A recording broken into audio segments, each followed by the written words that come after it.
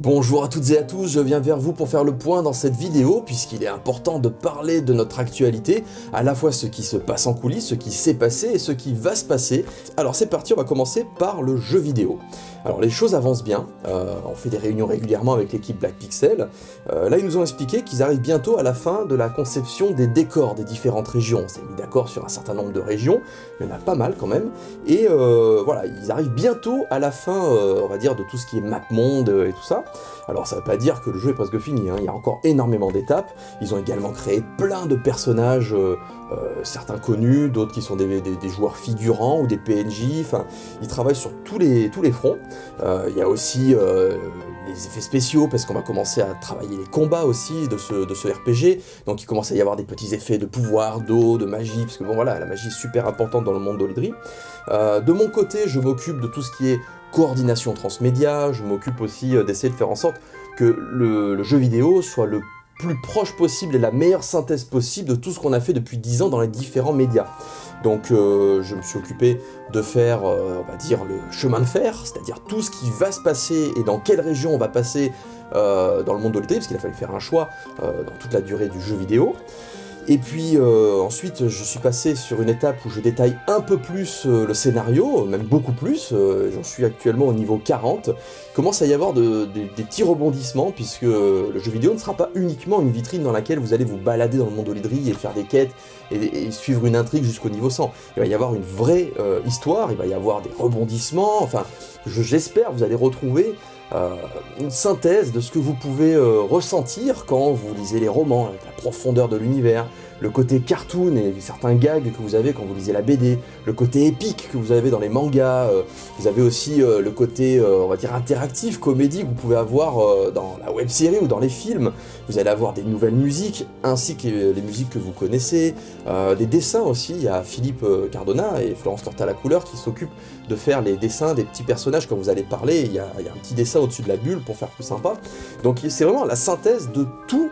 Mais pour autant, c'est pas une redite de tout, c'est vraiment nouveaux personnages qui vont croiser les anciens, il y a des liens entre ces différents personnages, c'est une nouvelle génération, mais qui va permettre justement d'en apprendre plus sur les personnages que vous appréciez, que vous connaissez. J'espère que vous allez aussi apprendre à apprécier les nouveaux personnages. Enfin vraiment, pour l'instant, je suis assez emballé par ce qui vous attend sur le jeu vidéo, et puisqu'on parle aussi du jeu vidéo, il y a une nouvelle alpha, enfin pré-alpha qui est en préparation et qui va être postée sur le forum, et puis je vais vous envoyer une petite newsletter avec cette vidéo sur Ulule.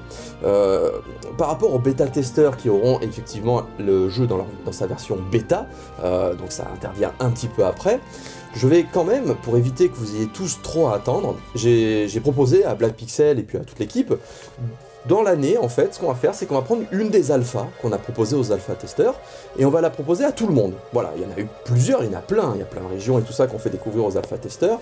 Les bêta-testeurs auront le jeu entier, mais j'aimerais quand même que tout le monde puisse avoir une petite version, une des alphas, peut-être vers Noël, en guise de cadeau de Noël, ça pourrait être plutôt sympa.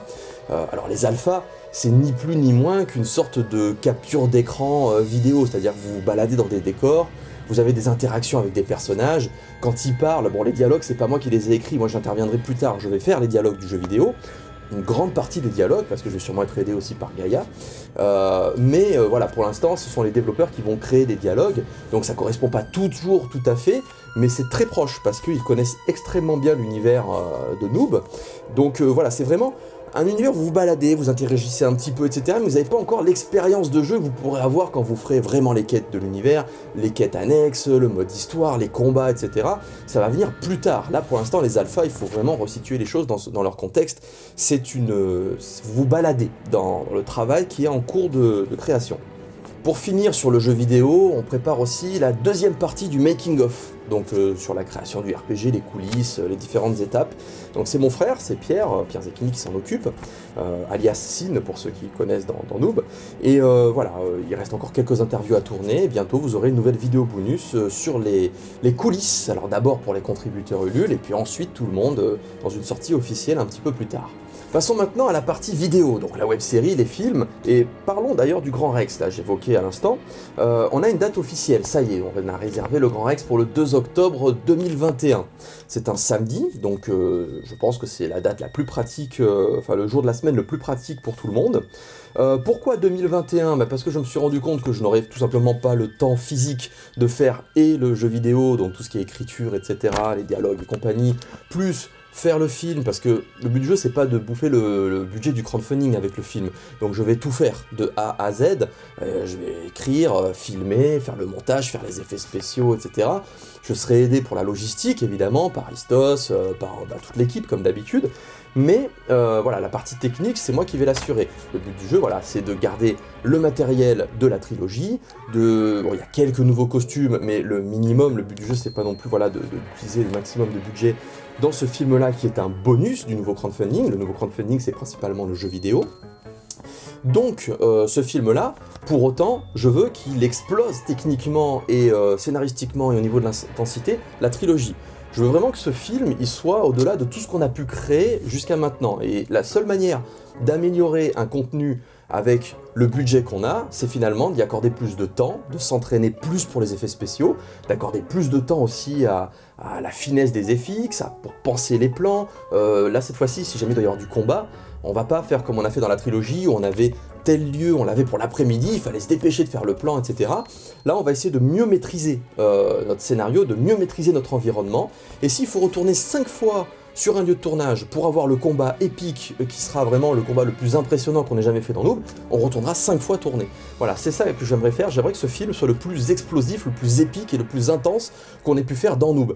Et il y a, alors j'appelle ça le fan service, mais oui, ben, il y a des choses que j'ai toujours eu envie de faire et que je n'ai pas encore pu faire parce que bah voilà, c'est un nouveau cycle, on est entré dans le 3e cycle de Noob avec la saison 9, et pour atteindre quelque chose avec de l'épicness, comme on a pu avoir dans la trilogie, mais ça se construit, ça peut pas se faire dans une première saison de nouveau cycle, donc il va falloir petit à petit faire monter l'intensité et aboutir à ce que j'aimerais faire, qui je pense devrait vous plaire, si vous aussi vous êtes fan un peu de shonen, voilà, de blockbuster à la Avenger et tout ça, toute proportion gardée évidemment, mais il y a ces petits moments qu'on attend tous, ben voilà, j'aimerais essayer de faire des trucs comme ça, des trucs scénaristiques vraiment qui me tiennent à cœur, parce que comme on disait avec l'équipe, peut-être que ça sera la fin ce film-là, on sait jamais, ça sera la fin du 3e cycle, est-ce qu'on en fera un 4e? Est-ce que les acteurs voudront? Est-ce qu'ils pourront? Est-ce qu'on aura encore le temps? Je ne sais pas, l'envie est toujours là, mais voilà, je ne sais pas, en tout cas Noob continuera au-delà du film, parce qu'il va y avoir peut-être, déjà il y a le jeu vidéo, il va y avoir d'autres romans, d'autres light novels, des mangas, enfin voilà, l'univers transmédia va continuer. Voilà, moi je pense qu'on va continuer, mais c'est dans 2 ans, on ne sait pas de quoi sera fait l'avenir, donc je préfère travailler comme si c'était le grand final, et puis ensuite on verra de quoi sera fait le futur. On va évoquer la saison 9 de Noob, puisque on arrive bientôt à la fin de cette saison 9, puisque là, vendredi 26 avril, donc vendredi prochain, je sors l'épisode 18. Mine de rien, déjà 18 épisodes, enfin déjà, cette saison 9, elle a été tournée sur 2 ans, parce que on a moins de temps qu'avant, hein. Mais elle existe, 18 épisodes, elle fait plus de 2 heures, elle fera sur presque 3 heures je crois une fois qu'elle sera terminée, donc c'est plutôt une bonne saison, une des plus longues. Le dimanche qui suit, je tourne l'épisode 19, et donc le 28 avril, et donc qui sortira sûrement en mai, hein, et puis ensuite je vais tourner le final, qui sera l'épisode 20, il y aura 2, 3, 4 tournages, hein, puisqu'évidemment les épisodes de fin sont toujours un peu plus denses et un peu plus intenses qu'un épisode normal, et donc ce sera à la fin, j'espère diffuser à Japan Expo, je touche du bois, c'est pour Japan Expo que j'aimerais partager ce moment avec vous tous, pendant la grande conférence Japan Expo, avoir le final de saison 9 comme on avait eu à l'époque, c'était plutôt sympa comme moment. Non, ceci est un texto reçu pendant que je fais une vidéo. Du coup, je vais couper mon téléphone. Voilà, donc où j'en étais? J'en étais à Japan Expo, j'en étais au final de saison 9 que j'aimerais absolument terminer pour pouvoir le diffuser en conférence avec vous et partager ce moment sympa, et donc le sortir ensuite sur les réseaux dans la foulée. Alors, cette saison 9 aussi aura le droit à sa version intégrale. Je pense que ce sera la meilleure manière de regarder cette saison 9, puisque il y a pas longtemps, là, je me suis refait tous les épisodes, et bon, je pense que ça s'enchaîne plutôt bien, je pense qu'on va monter en intensité et Normalement, cette saison 9, vraiment, la manière optimale de la regarder, ou de la découvrir, ou de la revoir, c'est la version intégrale qui sortira en juillet prochain. Donc voilà, c'est toujours pareil, c'est toujours plus intéressant, puisqu'on arrive quand même à 130 épisodes, même au-delà, et se dire qu'on peut regarder tout Noob en 8 épisodes, bientôt 9, c'est plus facile que devoir chercher les 130 épisodes à droite à gauche, se taper les génériques de début et de fin à chaque fois, ça peut être un petit peu long. Là au moins avec les intégrales, vous avez un clic à faire, vous restez devant Noob pendant 1h30, 2h, 3h, donc c'est vrai que c'est plus sympa. Ensuite, donc, le film, normalement, devait venir après. J'avais appelé le film saison 10, Les Donjons Éphémères. Le film s'appelle toujours Les Donjons Éphémères, mais ce ne sera pas la saison 10. Parce que on est mi-2019, et j'ai pas envie de dire il y aura plus de Noob du tout jusqu'à octobre 2021. Parce que j'ai des idées, j'ai pas fini de construire, on va dire, mon troisième cycle. Et si jamais je veux arriver à un niveau d'intensité que j'aimerais atteindre dans le film, il faut que je continue à construire ce cycle-là. Et j'ai un autre grand méchant, en plus des Pro Game Masters, j'ai un autre grand méchant qui doit être introduit dans l'univers. Et j'aimerais aussi retrouver une certaine ambiance que je n'ai pas réussi à remettre en place depuis un petit moment. Je vais vous expliquer ça. Donc, le film, ça ne sera pas la saison 10, ça sera Noob les Donjons Éphémères, soit ça sera Noob le film, parce qu'il aura aussi un côté autonome, soit ce sera Noob la saison 11, enfin ça, peu importe. Pour l'instant, ce qu'il faut savoir, c'est que donc, la saison 10 sera tournée comme une web-série. Donc vous allez avoir une autre saison qui sera faite entre fin 2019 et fin 2021. Donc les épisodes sortiront, ça sera un chassé-croisé, sûrement avec Warzone Rebirth d'ailleurs. Et ça va nous permettre de tourner le film aussi en parallèle. On va aussi avoir de nouvelles guests dans Noob, si tout va bien. Donc on a Corinne Nemec qui devrait revenir pour jouer le rôle de Tom Pix. On a Pierre Alain de Garrigue qui va revenir pour jouer Edmond Score. En tout cas, Nicholas Brandon a demandé à jouer aussi encore dans Noob, donc on verra s'il revient pour jouer Ethan Sprite. Et donc, si tout va bien, en tout cas, on en a deux autres qui sont intéressés pour venir jouer, qui ont posé leur jour pour septembre. C'est l'acteur qui joue Kubiak dans Parker Lewis, ou qui est aussi dans Urgence, et c'est l'acteur qui joue Victor Krum dans Harry Potter. Donc voilà, si ça se fait, parce que c'est toujours pareil, ils ont des plannings, ils ont des emplois du temps, ils ont des tournages qui peuvent aussi arriver, hein. Donc peut-être que ça ne se fera pas, mais en tout cas l'envie est là, et on va essayer voilà, de faire en sorte que tout se goupille. Pour l'instant ça s'est bien passé avec 3 guests de folie, donc on va voir ensuite si jamais ça peut se faire pour cette nouvelle scène. Ça sera pour le film, ça sera pour, on va dire, la scène de combat final, la grande intrigue de fin, enfin, on va dire la grande scène de fin de cette intrigue entre Edmond Score et Tom Pix qu'on a introduit dans la saison 9. Alors, évoquons l'édition. Dans l'édition, nous avons actuellement une prévente, une réservation jusqu'à mi-juillet qui court. C'est la tour Chronariac. La tour Chronariac, c'est le même principe de ce qu'on avait fait avec la tour Galamadria Bouillac, c'est-à-dire c'est un coffret ultime, collector, pour les super collectionneurs parmi vous. Et puis nous aussi, on se fait plaisir parce que ça fait quand même bien plaisir justement d'avoir notre coffret collector avec 10 ans de transmédia. Donc ça n'a rien à voir avec la tour Galamadria Bouillac, il n'y aura pas les DVD des saisons 1 à 8 avec les petits tiroirs, etc.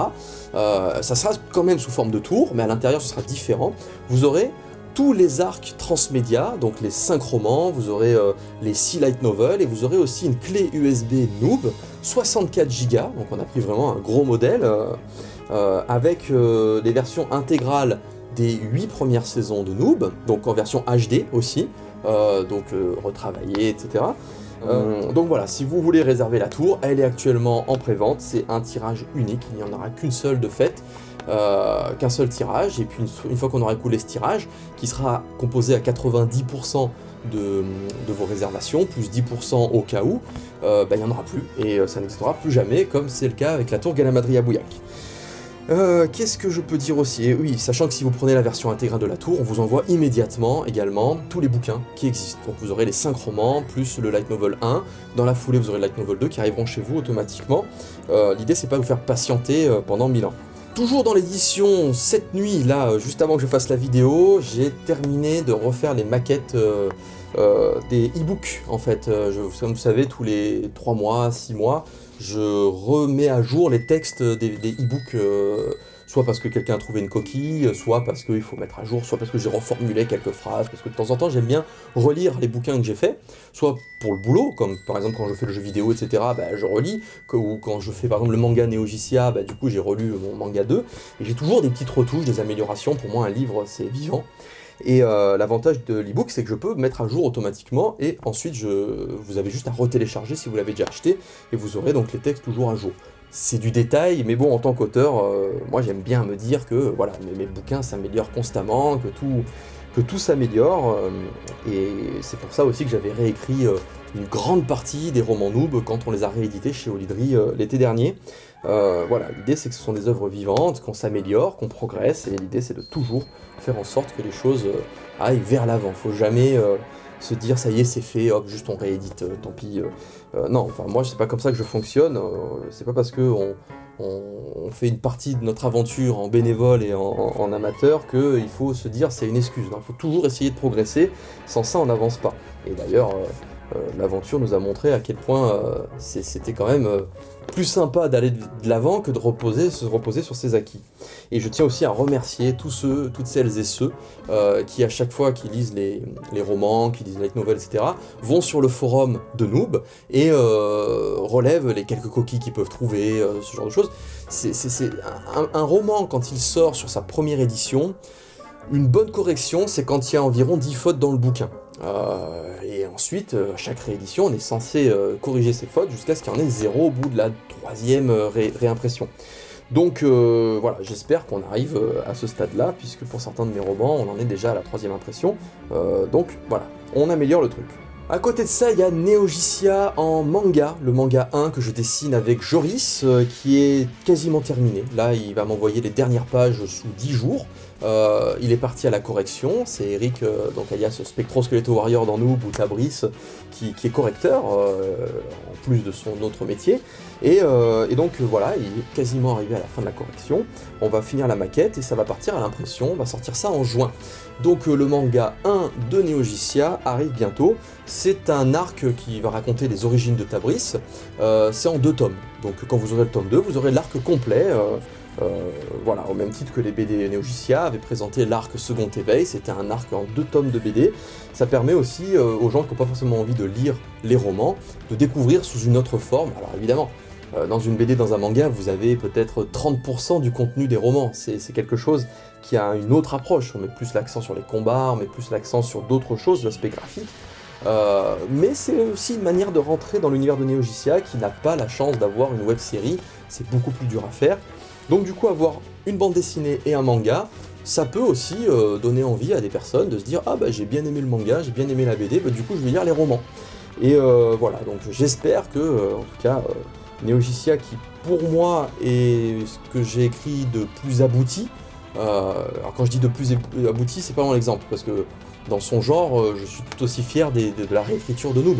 Mais Noob, c'est humoristique, c'est comique, donc je trouve ça plus facile à écrire en fait. Neo Genesis, c'est épique, s'ils meurent vraiment, s'ils sont blessés, ils sont vraiment blessés, il n'y a pas de réseau cimetière, si leur monde est détruit, enfin, il y a de la géopolitique, etc. Donc tout ça, c'est beaucoup plus complexe, il y a des intrigues, parfois avec des suspens, où on est là, on enquête, et puis finalement il y a une révélation, voilà. Je trouve que c'est beaucoup plus difficile à écrire du Neo Genesis que du Noob, c'est pour ça que je dis que j'ai une fierté toute particulière pour l'univers de Neo Genesis, qui est plus adulte, plus épique, mais voilà, après, j'y mets le même niveau d'écriture dans les deux, mais j'arrive plus facilement à écrire du Noob que du Neo Genesis. Voilà, c'est comme ça que je résumerai le mieux mon sentiment. À côté de ça, alors là ça ne me concerne pas directement, ça concerne Gaïa qui est en train d'écrire les light novels Warp Zone Project, et qui est en train de finaliser le 2e.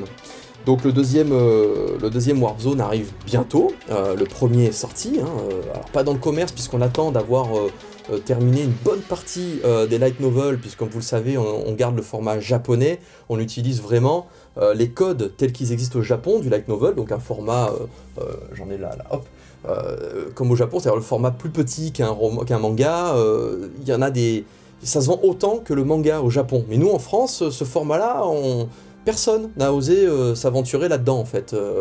Donc du coup, nous on l'a tenté, puisque c'est l'avantage aussi d'être en auto-édition. Et donc là, il y a le light novel 1 de Noob normal. enfin de Noob. Il y a le Light Novel 2 qui est bientôt prêt de Noob, et puis je vais enchaîner sur le 3 très bientôt, mais avant ça je vais faire le Light Novel 2 de Noob Reroll, comme ça je finis mon arc. Et donc on a Warp Zone Light Novel 1, le 2 est quasiment terminé. Normalement ce sera l'arc Project de Warp Zone sera en 3 tomes, donc vous serez bientôt à la fin quand vous aurez le 2. Et alors tout ça sera en pré-vente. On va lancer notre pré-vente Ulule traditionnelle. D'habitude on fait ça tous les 3 mois. Là cette année, comme il y a eu la Tour Chronariac en début d'année, on va plutôt faire une seule pré-vente avant les vacances d'été, qui sera mi-mai à peu près. Vous aurez donc une pré-vente avec les light novels, donc le 1 pour ceux qui n'ont pas, le 2 qui est la nouveauté pour Noob, 1 et 2 pour Noob Reroll, et donc 1 et 2 pour Warp Zone. Vous aurez aussi la possibilité de réserver votre manga Neo Geesia 1. Je mettrai aussi la possibilité pour ceux qui veulent de réserver la Tour Chronariac sur cette prévente Ulule, parce que certaines personnes ne veulent pas forcément passer par la boutique officielle PGM Stuff, préfèrent Ulule parce qu'ils ont déjà leur compte sur Ulule. On en a déjà parlé plusieurs fois, c'est pour ça maintenant qu'on fait aussi nos préventes sur Ulule, c'est qu'il y a pas mal de personnes qui aiment bien passer par Ulule. Et bah du coup on passe par Ulule aussi, hein, ça ne coûte absolument rien d'aller vers les gens plutôt que d'attendre absolument qu'ils viennent vers nous. Je vais passer ensuite à la bande dessinée 13 de Noob, qui va sortir aux éditions Soleil justement. Elle sort en juin, on vient de valider la maquette, et il va y avoir une variante cover pour Japan Expo. Donc voilà, pendant que je parle, vous avez les images qui défilent, avec donc la couverture normale de ce côté-là, et vous avez donc la variante cover de ce côté-là, faudra pas que je me trompe. C'est la fin, pas de la BD Noob globalement, hein, mais c'est la fin du premier cycle en BD, c'est-à-dire que le cycle des Noobs du début de la BD jusqu'à leur arrivée aux portes du niveau 100 se termine avec cette BD 13. Vous avez la fin d'un cycle, à la fin de cette BD 13, il va marquer fin. Je ne sais pas encore si jamais je reste chez Soleil, je ne sais pas encore si jamais je continue chez Olydri Édition. Je ne sais pas si la suite sera un tome 14 avec une tranche par exemple d'une autre couleur. Là jusqu'à maintenant les BD étaient jaunes sur la tranche, peut-être qu'elles seront rouges pour la suite. Je ne sais pas si on repart sur un tome 1. Il y a tout qui est possible. Je veux en discuter avec tout le monde avant de prendre une décision. C'est pour ça que je vous évoque un peu toutes les possibilités. Et pour finir, on est en train de créer un ballon de Fluxball. Que vous pourrez tout à fait obtenir si vous en avez envie, puisque je suis en train de préparer un spin-off sur le Fluxball. Alors normalement sous forme de manga, un one-shot, hein, puis j'aimerais ensuite, dans la saison 10, avec la ruée des rerolls, j'aimerais aussi intégrer un peu plus le Fluxball dans l'histoire. J'aimerais aussi rédiger les règles du Fluxball, mais d'une manière qui puisse permettre de faire des matchs pendant certains salons, où il y aurait des stades, etc. Enfin, quand je dis des stades, c'est des espaces qu'on pourrait bidouiller. Et voilà, on est en train de créer le ballon de Fluxball en vrai, on est en train de dessiner des maillots aussi, des équipes principales, et ça me ferait vraiment rire, comme, après, toute proportion gardée, mais quand je vois dans certains salons où il y a des compètes de Quidditch, de Trollball, etc., ça peut être rigolo, justement, d'avoir aussi des compètes de Fluxball, et puis courir dans tous les sens, et ensuite faire des dédicaces tout transpirant, avec tout le monde qui s'évanouit dans les files d'attente. Mais je pense que ça pourrait être rigolo. Donc voilà, la balle de Fluxball, en plus, on est super content. Elle est en cuir, on a demandé des spécificités, on pensait pas qu'ils y arriveraient en fait. Et parce que vous savez, il y a des petites rainures, il y a un éclair aussi, parce que ça se joue sur les éléments l'eau, l'air, la terre, le feu. L'air, c'est symbolisé par le petit éclair qui traverse tout ça. Il y a différentes phases de jeu, enfin voilà, c'est très particulier le Fluxball. Et vous avez pu le voir dans 2 tomes de la BD déjà, un petit peu dans la web-série, on a montré ça. Et je pense, en tout cas je suis très content du ballon tel qu'il a été créé, et il y aura moyen de s'amuser et de rigoler justement en salon, ou peut-être même qu'on organisera avec des assos, une sorte de compétition de Fluxball, où je sais pas, il y aurait des assos un peu partout en France, puis on ferait une coupe du monde de Fluxball, enfin voilà. Et tout est possible, nous si on fait Noob c'est aussi pour rigoler, et j'aime bien moi tout ce qui est compète sportive, donc pouvoir intégrer un peu de sport à l'univers de Noob, du sport en vrai, franchement c'est quelque chose qui me plairait, donc voilà, ça c'est un des travaux, oui c'est ça, un des travaux, qui sont actuellement en cours, et je pense qu'on va rigoler avec ça. Alors je vous parlerai aussi du jeu de cartes qui a été annoncé dans le crowdfunding, quand ça sera plus avancé, mais là aussi, on pourra faire des compètes de jeux de cartes et tout. Enfin, moi, ce que j'aime bien, c'est vraiment le côté, on fait interagir la communauté avec les acteurs, la communauté entre elles, on s'amuse, voilà, on crée des compètes, on offre des lots, etc., peut-être via des partenaires, parce que là, on a 2 partenaires, on n'avait jamais eu de partenaire jusqu'à maintenant, et puis bon, on a sympathisé, et du coup, on a Asus comme partenaire qui nous prête, en fait, c'est juste qu'ils nous prêtent des ordinateurs quand on va en salon, pour vous permettre de tester, en fait, le jeu vidéo parce qu'on n'aurait pas forcément eu...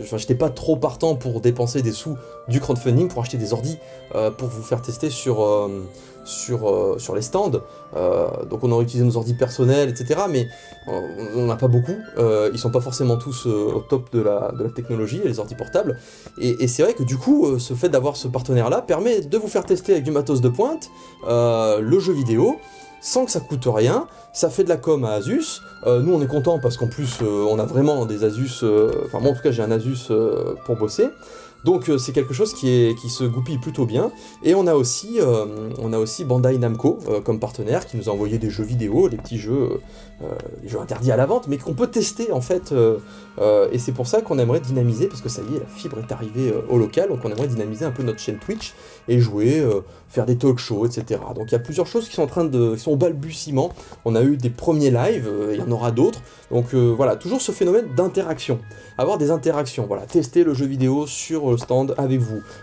avoir le jeu de cartes, faire des compètes de Fluxball ensuite, à l'échelle, voilà, d'abord de salon, local, puis peut-être à l'échelle de la France, ça peut être rigolo, des trucs associatifs, hein, attention, hein, il n'y aura pas de stade rempli, donc toutes ces choses-là, et donc les lives pour avoir la possibilité de jouer en live, de voir le chat, de voir vos réponses et tout ça, c'est des choses que j'aime bien, et c'est quelque chose que j'essaye de développer pour le futur de Noob, plus d'interaction, voilà, plus d'interaction entre l'équipe et vous entre vous, autour de Noob, pour ceux que ça intéresse évidemment, parce que il y a quand même beaucoup de licences sympas, et vous n'avez pas forcément le temps d'accorder... vous n'avez pas forcément autant de temps à accorder à une licence comme Noob, qui reste, voilà, un truc fait entre potes, à l'échelle d'internet.